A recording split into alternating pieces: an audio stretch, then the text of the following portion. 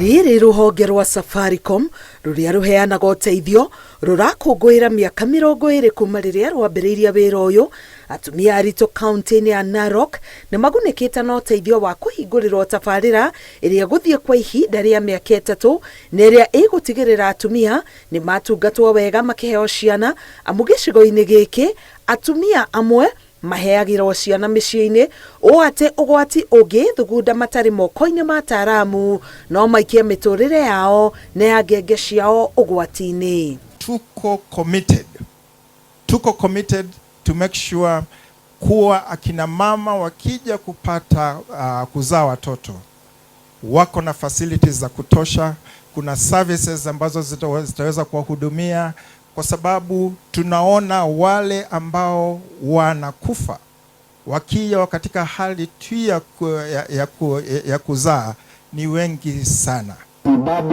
Oho nĩ kũhingũrĩtwo kambĩ ya kũrora ũgima wa mwĩrĩ wa mũingĩ na kũmahe ũrigitani. This program, along with the free medical camp being conducted today, offers the residents of Narok East Sub-County and indeed Narok County a unique opportunity for much needed medical examination and screenings.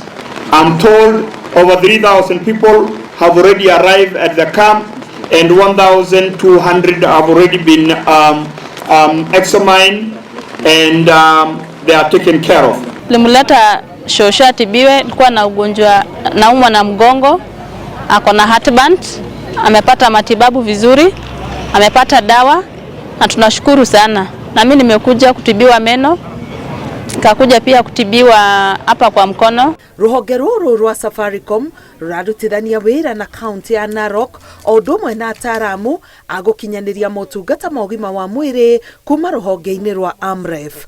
Ngĩribotera Inoro TV, Getwa Karo Kinyugo Mwaura. Papo hapo